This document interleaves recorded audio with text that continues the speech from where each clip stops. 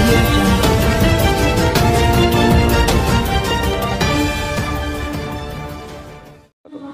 Okay Rayudu గారండి from Kovvur.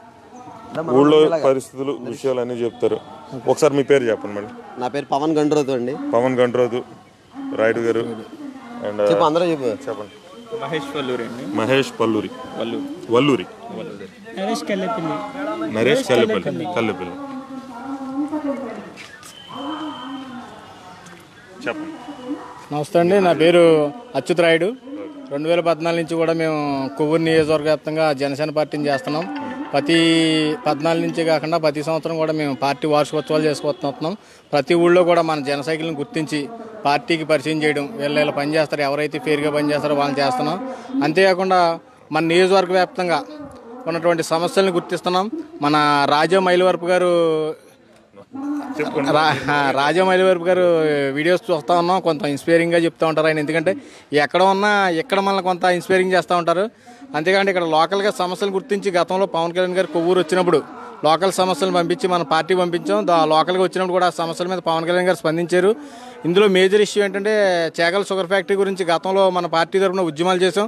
మన కార్యకర్తలందరూ కూడా చేగలు షుగర్ ఫ్యాక్టరీ కార్మికులతో కలిపి వాళ్ళతో కూడా రీలే నిరాహార దీక్షలు కూడా చేశారు. మన వాళ్ళు కూడా సమస్య పరిష్కారం అయితే దిశగా పవన్ కళ్యాణ్ గారు ఎప్పుడైతే కొవ్వూరు వస్తా ఉన్నారో ఆ పరిస్థితుల్లో ప్రభుత్వం సానుకూలంగా స్పందించింది. పవన్ కళ్యాణ్ గారు కూడా దాని మీద చాలా గట్టిగా వాయిస్ వినిపించడంతో ఆ సమస్య పరిష్కారం దిశగా పయనిస్తుంది. ఎందుకంటే రైతులకు కూడా కొంత అమౌంట్ గవర్నమెంట్ ద్వారా మన ఫ్యాక్టరీ నుంచి ఇష్యూ అయింది. మన కార్మికుల సమస్యలు కూడా సొల్యూషన్ జరుగుతున్నాయి. అందువల్ల వాళ్ళు కూడా చాలా ఆనందంగా ఉన్నారు. అంతేకాకుండా లోకల్ సమస్యలని మనం మొన్న మధ్యన కూడా మన కొవ్వూరు టౌన్ నుంచి మనోళ్ళ ద్వారా కానీ, తాళపూడి మండలం నుంచి కానీ, చేగల మండలం నుంచి కానీ మనం గుర్తించి మండల ఆఫీసులో కానీ అధికారులకి తీసుకెళ్ళడం జరుగుతుంది. అంతేకాకుండా ప్రతి గ్రామంలో కూడా జన సైనికులు చాలా గట్టిగా ఉన్నారు, ఇక్కడ చాలా స్ట్రాంగ్గా ఉన్నారు. అంతేకాకుండా ఇందులో కుర్రోళ్ళే అనుకుంటున్నారు, కానీ కుర్రోళ్ళే వెనకాల వాళ్ళ కుటుంబం ఉంది. వాళ్ళ కుటుంబం అంతా కూడా ఖచ్చితంగా ఓట్లేస్తుంది. ఈ రోజున మనం స్వాతంత్రం సంపాదించామంటే ఆ రోజున కుర్రోళ్ళు పోరాడబట్టే స్వాతంత్రం వచ్చింది. తర్వాత ఇప్పుడు కూడా మనం ఈ రోజున పరిస్థితులు ఎలా ఉందంటే స్వతంత్రం కోసం పోరాడుతున్నాం. ఆ రోజున విదేశీల నుంచి మన స్వాతంత్రం సంపాదించుకున్నాం. ఈ రోజున స్వదేశీల నుంచే మన స్వాతంత్రం సంపాదించుకున్న పరిస్థితులు వచ్చినాయి. మరో స్వాతంత్ర సంగ్రామం ఈ రోజున పవన్ కళ్యాణ్ గారి ఆధ్వర్యంలో చేస్తూ ఉన్నాం. ఆ రోజున నాయకులు స్వాతంత్ర పోరాటం చేశారని విన్నాం, కానీ ఈ రోజున మనకి మరో స్వాతంత్ర పోరాటంలో పాల్గొనే అవకాశం వచ్చింది. కాబట్టి ప్రతి ఒక్కరూ యువత కాకుండా పెద్దలు కూడా ఈ రోజున చాలా ఇంట్రెస్ట్ చూపిస్తూ ఉన్నారు. అంతేకాకుండా ఈ రోజున కొవ్వూరు నియోజకవర్గ వ్యాప్తంగానే కాకుండా రాష్ట్ర వ్యాప్తంగా కూడా సైలెంట్ ఓటింగ్ చాలా గట్టిగా ఉంది. ఇది అందరూ గుర్తించాలి. ఎందుకంటే గతంలో పీఆర్పీ టైంలో చాలామంది అందరూ చాలా గట్టిగా కృషి చేశారు. ఆ తర్వాత ప్రత్యర్థి పార్టీల నుంచి వీళ్ళు చాలా గడ్డు పరిస్థితులు చాలా క్రియేట్ చేసి, అంతేకాకుండా బయటకు వచ్చి తిరిగిన వాళ్ళని చాలా ఇబ్బందులు పెట్టారు. కాబట్టి ఈ రోజున ప్రతి ఒక్కరు కూడా బయటికి రావట్లేదు అనుకుంటున్నారేమో పెద్దోళ్ళు, కానీ పెద్దోళ్ళు సపోర్ట్ మీరు ముందు తిరగండి, మేము వెనకాల సపోర్ట్ చేద్దాం అనే స్థాయిలో ఉన్నారు. కొంతమంది పెద్దోళ్ళు అయితే మాతో పాటు తిరుగుతూ ఉన్నారు. సైలెంట్ ఓటింగ్ చాలా గట్టిగా ఉంది. అంతేకాకుండా ఈ రోజున ప్రభుత్వం మేము లోన్లు ఇవ్వం, అది ఇవ్వం, ఇది ఇవ్వం, అందులో తిరగమని చాలా మందిని గట్టిగా బయటికి వెళ్ళకుండా చేస్తూ ఉన్నారు. అందుకని ఈ రోజున జనం కూడా తెలివి మీరిపోయారు, వాళ్ళతో అంటున్నారు. మా దగ్గరికి వచ్చి లాస్ట్లో ఇప్పుడు ఏం చేస్తారంటే ఎలక్షన్ కూడా రాగానే గవర్నమెంట్ దిగ్గానే వాళ్ళందరూ మా వెనకాల తిరుగుతామని వాళ్ళే గట్టిగా భరోసా ఇస్తూ ఉన్నారు. ఎందుకంటే జనం కూడా గుర్తిస్తూ ఉన్నారు ఈ 4 సంవత్సరాల మట్టి చేయని పథకాలు ఈ రోజున ఇప్పుడు ఎలా మన బడ్జెట్ ఒక్కసారిగా 1000 కోట్లు పెరిగిపోలేదు కదా. గతంలో ఉన్న బడ్జెట్ ఇప్పుడు కూడా ఉన్నది, కానీ ఇప్పటికిప్పుడు 3000, 10,000 ఈ సెల్ ఫోన్లు ఇవన్నీ ఎలా వస్తూ ఉన్నాయంటే వాళ్ళు ఈ రోజున ఎన్నికల లబ్ధి కేవలం గవర్నమెంట్ డబ్బు ఇచ్చి వాళ్ళు ఓట్లు వేయించుకుందామని ప్లాన్ చేస్తూ ఉన్నారు. గవర్నమెంట్ ద్వారా గవర్నమెంట్ డబ్బులు మనకిచ్చి, అంటే మన డబ్బులు మనకే ఇచ్చి ఓట్లు ఆలోచించుకుంటారు. కాబట్టి ఇది ప్రతి ఒక్కరు గుర్తిస్తూ ఉన్నారు. మన డబ్బులే మనకిచ్చి ఓట్లు వేయించుకుంటారు. ఎందుకంటే చంద్రబాబు నాయుడు గారు గతం నుంచి కూడా ఏ కార్యక్రమం చేయనప్పుడు జనాల్లో ఒక ఎలిగేషన్ వచ్చింది ఏంటంటే ఈయన లాస్ట్లో చేస్తాడో ఓట్లు వేయించుకోవడానికి అనేది ఆల్రెడీ జనాల్లో వెళ్ళిపోయింది. ఎందుకంటే గత అనుభవం ఉన్నది. 1999 సంవత్సరంలో ఎలక్షన్ జరిగినప్పుడు ఇస్త్రీ బెట్లు, సైకిళ్ళు ఇలాంటివన్నీ ఇచ్చి ఓట్లు వేయించుకుని ఆయన గెలిచారు. ఆ అనుభవం మీద ప్రజలే ఈ రోజున చైతన్యవంతులు అయ్యారు. ఎందుకంటే ఇది ఎలక్షన్ స్టంట్, మనకి మూమెంట్లు ఇస్తారు, తర్వాత ఏదో ఒకటి మేలేడతారు. ఎందుకంటే రైతులు రుణమాఫీ అన్నారు, స్కేల్ ఆఫ్ ఫైనాన్స్ అన్నారు, డ్వాక్రా రుణమాఫీ అన్నారు, దానికి సంబంధించి ఏదో మెలి పెడతారు. ఆ మెలి ఎలక్షన్లు అయ్యే ఊరికే అని ప్రజలందరికీ గుర్తిస్తూ ఉన్నారు. ఎందుకంటే ఈ రోజున జనాలు చాలా చైతన్యవంతులు అయ్యారు. ఎందుకంటే చైతన్యవంతులు చేయడానికి ఈ రోజున విద్యావంతులైన యువత కంకణం కట్టుకుని తిరుగుతూ ఉన్నారు. ఎవరికి మాకు పేటీఎంలో బ్యాచ్లు కానీ నిధులు కానీ మాకు లేవు. ఎందుకంటే మేము అందరం స్వచ్ఛందంగా పార్టీ జనాల్లో, ఎందుకంటే ఆ రోజున స్వాతంత్ర సంగ్రామం చేయడానికి కూడా ఆ రోజున యువత స్వచ్ఛందంగానే వచ్చింది, ఈ రోజున కూడా స్వచ్ఛందంగానే వస్తూ ఉంది. కాబట్టి కొవ్వూరు నియోజకవర్గంలో జనసేన జెండా ఎగరడం ఖాయం.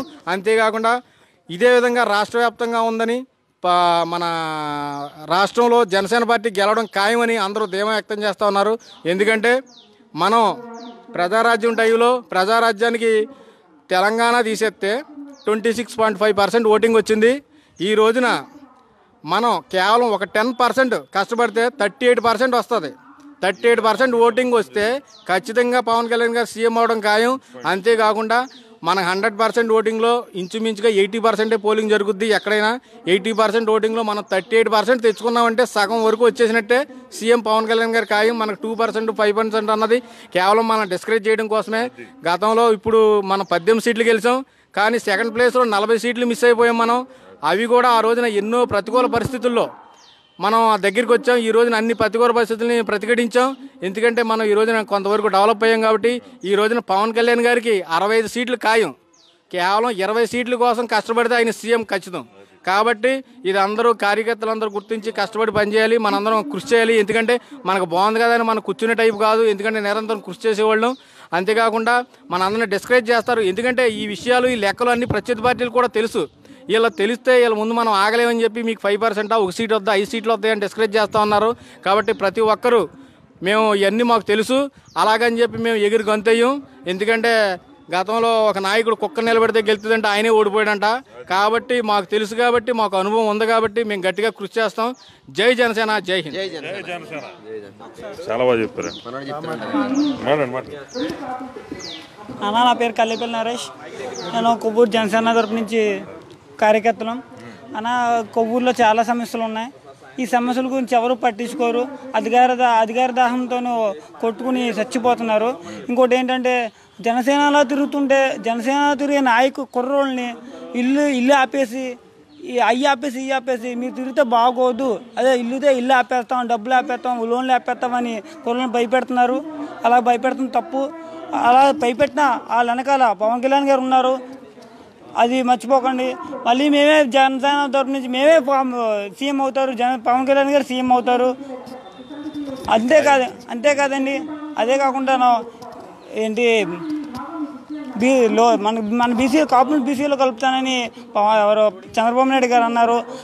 కేంద్రం 10% ఇచ్చాక ఎల్సీల ముందు మనకు 5% ఇచ్చి మిగతా ఓసీలందరికీ 10%లో 5% మనకిచ్చి వాళ్ళు మనం పొలవ పెడతాకి ప్రత్యేకంగా 5% అని ఇచ్చారు. మనకి పొలవ పడకండి, మన జనసేనకే ఓటేయండి. జై జనసేన, జై. మన గుర్తు గ్లాస్ గుర్తు మర్చిపోకండి, గాజు గుర్తు మర్చిపోకండి. జై జనసేన.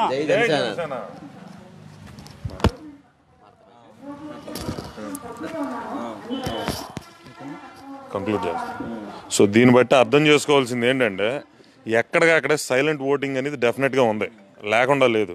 రెండోది, జనాలకు కూడా ఒక అవగాహన ఏంటంటే ఆఖరి 4 నెలలు ఇచ్చి పథకాలు ఇవన్నీ ఇప్పుడు ఏదో జనాలకు మంచి చేయాలనే ఉద్దేశంతో కాదు. ఆఖరి 4 నెలల్లో పూర్వం ఏంటంటే అట్లీస్ట్ మన దగ్గర దొబ్బేసిన డబ్బులు మనకి ఇచ్చేవారు. ఇప్పుడు డైరెక్ట్గా మనకి లెజిటిమేట్గా కూడా ఇచ్చి ఒక పద్ధతిని వీళ్ళు అవలంబించడం మొదలుపెట్టారు. సో దీన్ని ఎవరో నమ్ముతారని లేదు, ఇది జనాలకు అవగతం అవుతుంది. ఇది వరకు తగిలిన దెబ్బల నుంచి జనాలు నేర్చుకుని ఇంకా జాగ్రత్తగా ఇంకా కష్టపడి చేస్తున్నారు.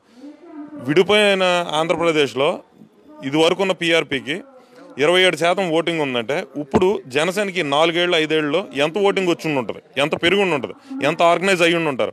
65 సీట్లు ఇప్పుడు ఈ రోజున్న పరిస్థితిలో ఖాయం అని చెప్తున్నారు జనాభా. ఇది మనం ఇంకొంచెం కష్టపడితే ఒక 20 సీట్లు పెద్ద కష్టం కాదు.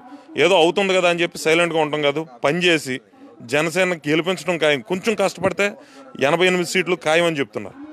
ఒక మెరుగైన సమాజం కోసం జనసేన ఫ్రమ్ కొవ్వూరు. ఏంటండి, వీడియో నచ్చిందా? అయితే ఓ లైక్ వేసుకోండి, లేదంటే ఓ కామెంట్ చేయండి. ఎప్పటికప్పుడు మా వీడియోస్ చూడాలంటే సబ్స్క్రైబ్ చేసుకోండి.